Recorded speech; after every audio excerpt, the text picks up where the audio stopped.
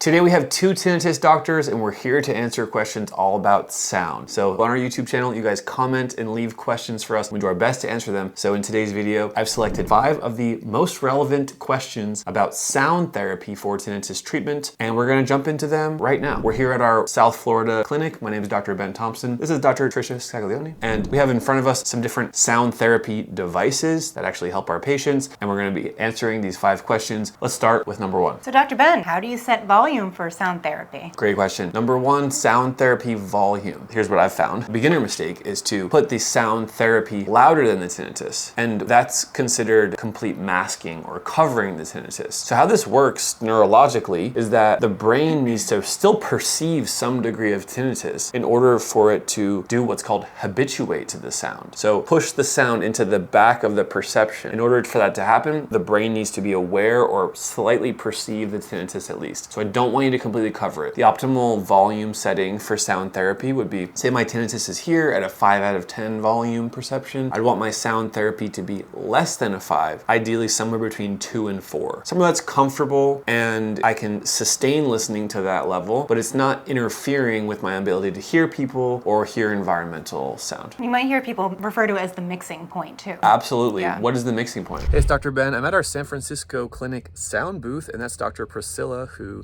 a specialist in tinnitus and sees patients here. I want to make this quick message to encourage you guys. If you haven't already, check out tinnitusquiz.com. It's an assessment that I made over the last 2 years with other doctors on our team. We ask you specific questions that matter in terms of your tinnitus treatment and care plan. And then based on those answers, we provide next steps and a recommendation for what you should do. It's free and you can find it at tinnitusquiz.com, or you can click the link below right here under this video if you'd like to try it out. I'll see you soon, and let's get back to the video. The mixing point is where you're starting to hear both your tinnitus and that sound therapy, that the sound is starting to mix together, but you're still comfortably able to identify both of those sounds. Absolutely. On the screen right now, we'll put a graph, a chart of the mixing point explained by Dr. Jastroboff in tinnitus retraining therapy. I study with him. We can put a picture of that on the screen here. Love the guy, total genius in the world of tinnitus research. And there's this optimal point on this curve where sound therapy at a certain loudness is at what's called the mixing point, where it's below the tinnitus, but the sound therapy is loud. Now, for many patients, we don't want to push the sound therapy too loud. That's another beginner mistake, is to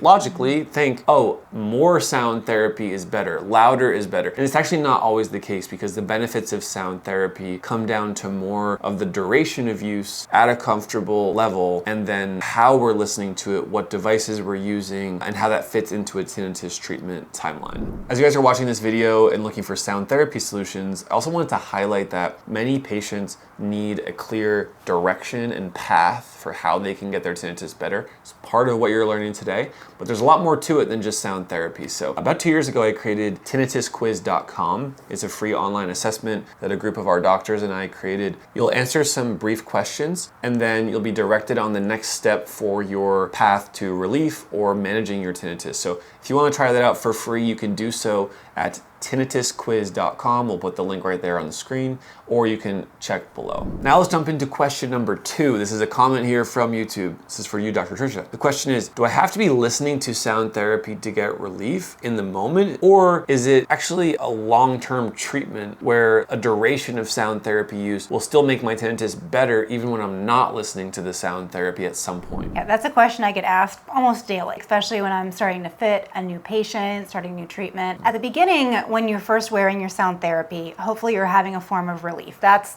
the goal. When you take your devices off, or you turn your sound machine off, whatever is giving you that sound, what we call sound enrichment, and when you take that away, you might not have any kind of residual benefit from the device. But over time and longer term use, you should start to have what we call a residual effect, where even if you don't have the devices on your ears, even if you've turned your sound machine off after some time, you are still having a period of relief. And then the goal through what we offer and what we practice of tinnitus retraining therapy is, with long-term use, many patients, even when they're not using their devices anymore, actually find that they have this suppressed tinnitus awareness, suppressed tinnitus disturbance, even if they're not using their sound therapy. Yeah, super important, because again, another not obvious part of this, where I think a typical person would say, oh, that's just to make you feel better when you have the sound on. The sound therapy just makes the tinnitus less noticeable. But what about about when you turn the sound therapy off? The tinnitus is still just as bad, so why would I want to do that? It's actually much more than that, right? I mean, you just described it. So in the moment relief that can happen, and that's usually happening,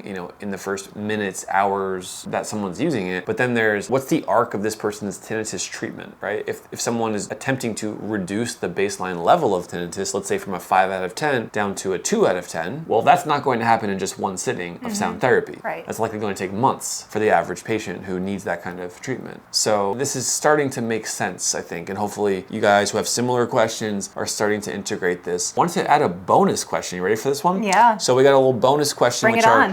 What are these devices here in front of us? So we're here at our South Florida Treble Health Clinic. Guys, believe it or not, 6 years ago, I was in my bedroom making YouTube videos as a hearing loss doctor during the pandemic. That's how Treble Health, the YouTube channel, started. Now fast forward about 6 years and we have opened clinics, tinnitus treatment clinics. I can't believe it. It's amazing. We opened this clinic here middle 2025 in South Florida, and this is where you're working, right, Dr. Tricia? Correct. I am here full time since July. Yep. So we have some different devices that work well for our patients, and we just wanted to explain those to you guys. So this bonus question is, what should I use to listen to my sound therapy, or what do you guys at Treble Health use with your patients? Would you like to explain some of these? This is not an exhaustive display here, but some of these are really worth knowing about. Sure. So it really depends on what your listening needs are. When is your tinnitus most bothersome, and for how long of a period during the day or at night is it bothersome for you? During the daytime, if your tinnitus is bothersome during waking hours, you're going to wear a device. This is a tinnitus sound generator device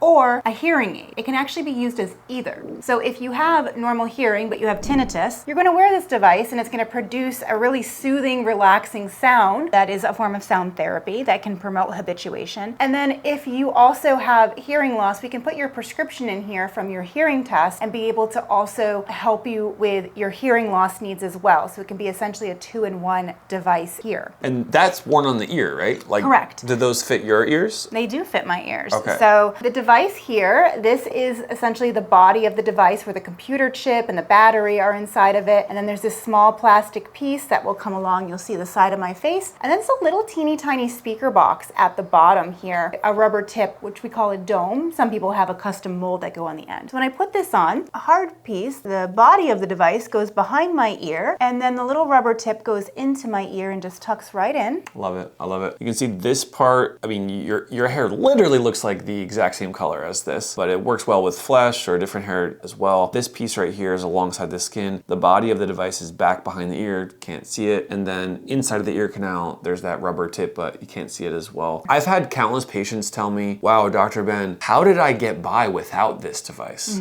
I am doing better now, and I was really struggling before. This is one of those physical tools that actually does help a majority of tinnitus patients. It really does. Many people tell me, they say, look, I've tried everything. There's nothing out there that has helped me. And I say, you haven't tried the physical tool that's probably most likely to help you, right? So we wanted to showcase some of these, and obviously that fits really well on your ear. It fits really well, and I do sometimes have patients say to me, well, you're a woman with long hair. It blends in, of course, but as I talk about the next one, I'm gonna have Dr. Ben actually put it on his ear as well, so you can show from a men's perspective since you do have shorter hair. Now again, if you want to have certain colors, we have it in certain colors. This one here is not matched with Dr. Ben's hair color. We would order something like a black that would then blend in more and make it more discreet. But so you can see, even so, here's the back of that device, and this is it being a silver device. It's not even the hair color that we normally would order for the average patient. And then of course the side of the face there. So very discreet as well, whether you're a woman or a gentleman that has longer hair, or if you're a man or a woman, an individual that has shorter hair, cosmetically very, very low profile there. I love it. And when I put it on, it gave me a little notification that said, right ear. Very relaxing. All right, well, next up we have some other devices on the ears, different style, different color. And then we have this cube. This is something that we've custom created with other YouTube creator, Dale Snail. You might know him. Some of his sound therapy tracks are specifically inside of this device, and some of our own at Treble Health as well. There's a memory card in here, so it does not need to work via Bluetooth, and that's an important point. Dr. Tricia, what is this, and what do everyone here listening need to know about it? Yeah, so this here is a sound machine. It is a Sound Oasis sound machine. It is very small. Commonly, you might hear of them called a tabletop machine because you can put it on your nightstand, or if you work in an office that's very quiet, if you want to bring it during the daytime and have it on your office, on your your desk. I love the portability of it because especially somebody like myself, I'm a big traveler, that I like to try to think about what's small and easy to travel with. This you can just throw right into your carry-on. And as Dr. Ben said, this has the SD card. It's also Bluetooth compatible. So there's all different types of relaxing sounds that you can have produced right through this machine to help to distract from your tinnitus. And what this is doing is providing what's called environmental enrichment or sound enrichment to help you if you're in environments that are particularly quiet and if you struggle with tinnitus daytime or nighttime in those quiet environments. So it can be very, very helpful tool day or night, pretty much no matter wherever you go. And the reason that we're talking about these is because, frankly, you guys should know them. If you're learning about sound therapy, these are professional, tried and true methods for sound therapy. And this leads us to our next question. How long should I use sound therapy for maximum relief? That question is key because often it's a lot longer than you think. And while it's possible to play sound therapy through an app on my phone, on my cell phone, or from YouTube itself, it's not sustainable to do that for a long period of time because there's notifications, there's ads that pop up, batteries drain. There's all these reminders to your cognitive mind, to your brain that says you have tinnitus. This sound therapy is because you have tinnitus. You have to adjust your life because of tinnitus. You have to tinker with it multiple times per day. So that's why bone conduction headphones can work, but not recommended so much. That's why iPhone apps, YouTube sound therapies can work. AirPods, depending on the case. But these devices, what they're really good at is having the best sound quality for sound therapy in the world, plus a way to listen to it that puts it in the background so that I'm not having to change the settings or connect to Bluetooth or adjust anything or stream from my phone. I just turn it on, the sound machine, I turn it on, I put it on the table, and I don't think about tinnitus anymore. And it helps me stop to think about tinnitus too. Similarly for these devices, you just put them on the ears and you live your normal day. The right sound therapy at the right volume just follows my ears and my body as I live my normal day. And that is the biggest reason why these devices succeed is because they make it possible to have that sustainable sound therapy treatment plan. So I really wanted to highlight that to you guys because that's not obvious. And it touches on our earlier point that this isn't I'm gonna cure my tinnitus from a sound therapy session. This is, I'm going to follow this treatment protocol to try to lower my baseline level of tinnitus, typically over a period of months, where suddenly the sustainability of the device becomes really important. And you might be watching this and thinking, well, wait a minute, I've learned about these devices and I thought a lot of them do have Bluetooth and they do have streaming and they have apps that I can adjust. And, Dr. Ben just said, you don't have to be using all that. And he's right. And you're right in the sense that many of these devices do have those features to be able to allow you to have the best experience and relief from your tinnitus. But ideally, we want to set it and forget it. You don't want to be playing with the devices all day long and drawing your attention back to your tinnitus. So just wanted to add that because I feel like some of you tuning in may think, well, I've been taught I can adjust my device. So you can, but do it in the morning, get it set, or whenever you're about to use your device, get it set, and then try not to fiddle with it throughout the day so you can just have it in the background and let it do its work. Yep. So guys, check the links below if you want to learn about any of these products. This is the Tinnitus Sleep Headband by Treble Health. It has some thin speakers alongside the side of it. This one does rely on Bluetooth. I've yet to find a reliable sleep headband that does not need Bluetooth. This one works really well for our patients. So if you're struggling with sleep, which I know many of you are, and you haven't tried a sleep headband, give ours a try. We'll include the link below. All right, number 3, let's just follow up on this. How long should I use sound therapy for maximum relief? I have a rule for most of my patients. These are patients who need a tinnitus treatment. Patients who have a significant level of tinnitus, who've been struggling for at least a few weeks and have tried a few things on their own. This is for you. My rule, it's called a 6 to 8 rule. And I typically say to my patients, I want you to use sound therapy, the average person, between 6 and 8 hours per day. And I see a lot of our patients at Treble Health following this protocol for between 6 and 8 months. Sometimes longer, sometimes shorter, but that's 6 to 8 and 6 to 8. I find that to be a good framework where for most people, that is a good recommendation. And of course, talk to your doctor about it, but on an individual day basis, 6 to 8 hours per day is a good recommendation. How many months is a typical tinnitus treatment protocol? I'm seeing often 6 months to 8 months as a good range to follow this and get the best results. Any thoughts on that 60? I've never even said that to you. That's new. Yeah, it is new. So, I definitely have heard the 6 to 8 in conversation, I think, but we haven't sat down and talked about it. When I've shared that with patients, sometimes they'll say, how am I going to wear this for 6 hours during the day? My frame of thought is once you start get comfortable wearing your devices, I would like to see my patients wearing it from when they wake up, once they've showered and they're going to start their day, wear it all day and take it off before bed. Because this should become routine. This should be something that you put on. You really don't notice that it's there in the sense that it's not intrusive, that it's something you want to wear, that it's providing you relief, it's easy to use. It's like if you have glasses and they help you see better, you're going to want to wear them whenever you're in those situations. So I do find that most of my patients, I say, let's, if we can start off with at least 6 hours, that's great, but you'll probably find you're going to end up wearing it most of the day. And I love when patients come in for their follow-ups and they're like, Dr. Tricia, you are so right in the sense that I wear them all day. I didn't think I was going to be able to work them into my schedule, but they're comfortable and I forget about them. I get in the shower with them on, forget to take them off. So then of course we talk about what to do then. But you're talking about the medical devices, the ones actual in the ears. Medical devices. In terms of the sound machine. Yeah. I use these more situationally. I don't think there's anything wrong that if you have this running all day in your house or in your bedroom, especially if you want to use it at nighttime before bed. I don't like to have patients turn it on right as they're getting into bed because you're introducing something new. But if you can turn it on like a half an hour before bed, maybe you're getting changed for bed, you're going to wash up, but that sound is already kind of playing in the bedroom. As you've transitioned into the bedroom, maybe you're reading a book, that noise is becoming just soothing background noise. I'll tell you guys, I use this exact cube for my sound therapy when I go to sleep.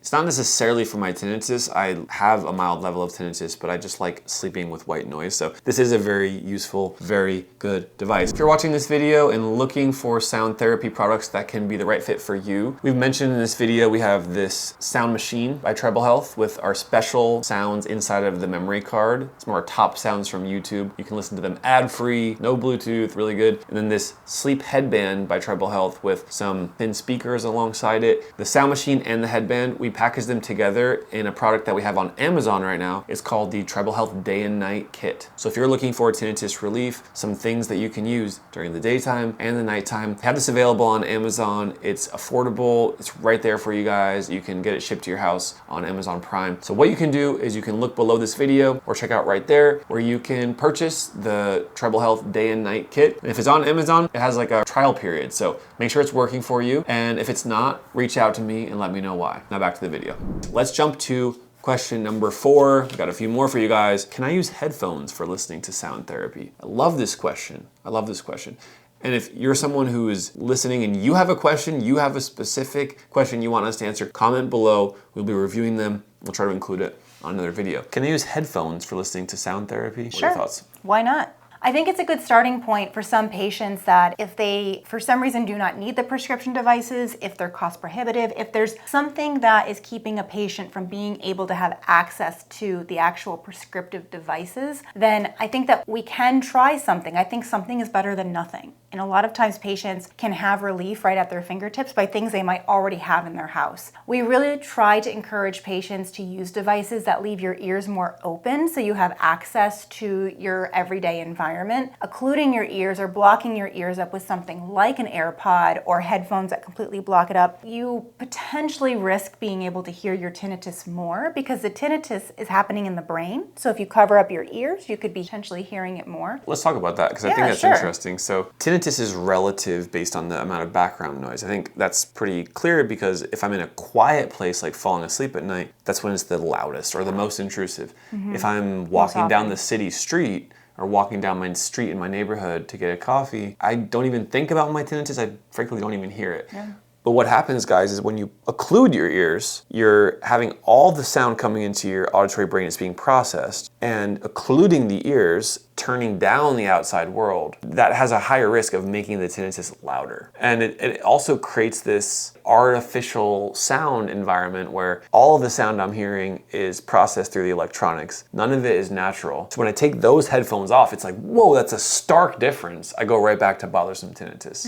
It's like one of the risks with it, right? There is. I have had patients that have had success with some headphones, so I want to make sure I do put that disclaimer out there. But yes, I agree that there are cases where that can happen. Yeah. Bone conduction headphones like Shocks, I have a pair of Shocks myself. They're a type of headphone that actually rests on your skull, on the sides of your face, and there's a little band that goes behind your head, leaves your ear completely open. Those, I feel, probably have a lesser chance of you having that kind of the change in the environment when you take those plugs out and then hearing your tinnitus again versus using the bone conduction and having that open. 100%. If someone out there is to say to me like, hey, I only have $150 for sound therapy, should I get AirPods or should I get Shocks? I would say hands down Shocks, 100%, because it leaves the ear canals open. Right. Yeah. I love that. And yeah, I've also had people who do get significantly better, definitely using bone conduction headphones, less so using AirPods or over-the-ear headphones. I find that that's overall not very reliable as a sound therapy treatment. And I think a big component to it too that we're leaving out, that because the question was simply can headphones help, but a big component is also the counseling, right? The tinnitus education and counseling that comes along with that. I'm a fan. Besides just the headphones. So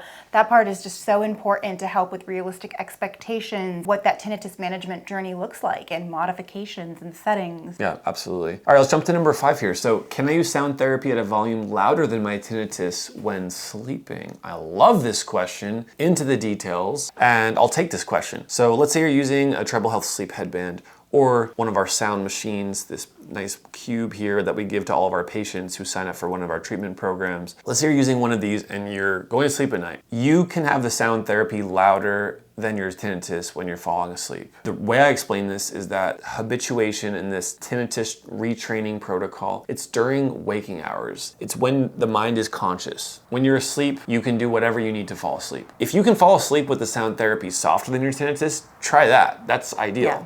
But if you're like, man, I can't, I really can't, I'm not sleeping, I'm struggling, you can absolutely have the sound therapy pretty loud, and that's safe. It's no negative side effects that I'm aware of. As long as it's comfortable. Keyword, I think all the time, no matter what your setting is, always make sure it's comfortable. We don't want to be straining your system, taxing your system. Patients sometimes say, well, I cause hearing loss if I turn it up too loud at night. I would argue that you're probably not blasting your music like you would at the gym when you're trying to fall asleep. But if you're trying to turn it up a little bit louder than what you would normally listen to have it at maybe the mixing point or below your tinnitus, then yes, I agree that you can turn it up a little bit more at nighttime to be able to give you that relief. And you might use multiple sounds. I have a patient that uses 2 sound machines and the head wrap and a fan because he finds that's what gives him the most relief, and if it works, I support it. Absolutely. Yeah. All right, guys, let us know in the comments below if you have any other questions. If you'd like to work with Treble Health, there's 2 things you can do. Number 1, you can take our free tinnitus quiz. I mentioned that earlier, tinnitusquiz.com. It's a free online assessment. You can answer some questions and then be directed on the next step for your path of getting relief or getting some help for this. Or if you want to jump straight to working with a doctor or a professional on our team, we offer a free telehealth consultation where you can speak with a specialist, a member of our team at Treble Health, and get a sense of what options are available for you. So we'll include the links to both of that below. And if you haven't already, make sure to follow our YouTube channel. Hope to see you soon. Nice job.